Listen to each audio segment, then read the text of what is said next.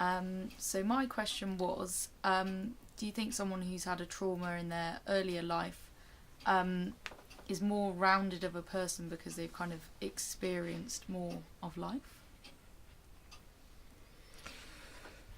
And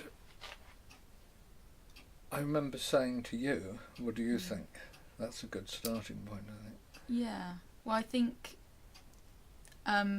they've gone through more adverse things, so they've had to react in different ways, I suppose. So that might open them up to more feelings and like strategies that they might not have had before.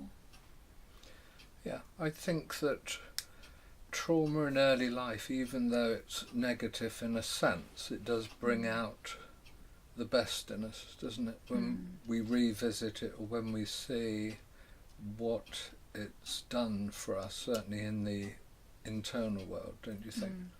So we may have to rise with forces of love and compassion and empathy and so on, that serve us well in life later.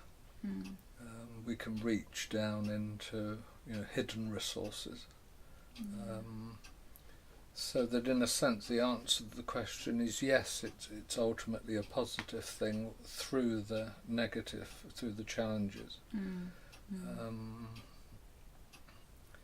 And maybe a gift, a blessing in a way, that's hard to see it at the time. Yeah, it doesn't seem positive at the time, but later on it can be.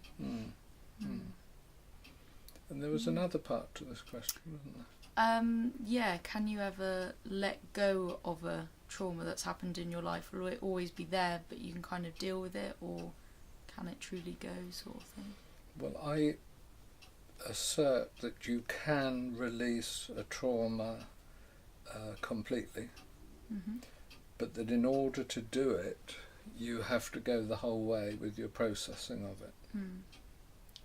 And it means that you do it thoroughly with some kind of practitioner who you can trust, who's skillful enough and able to be with you in those places which are very hard to bear sometimes. And if you're fortunate enough to find somebody like that, and if you're motivated, I suggest you can go the whole way. You can release the trauma totally. And then I think the question is, what happens to that memory, or what happens to that impression from your past?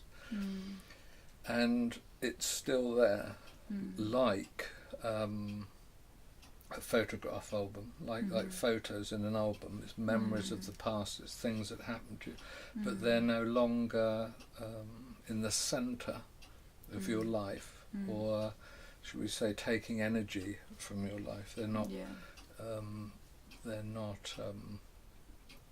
concerns that you have constantly when you're pulled back to something which you can't quite release or let go of, but you want to.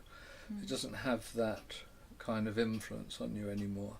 It's just part of your narrative, part of your history, that you've now processed and released. Does that make sense to you?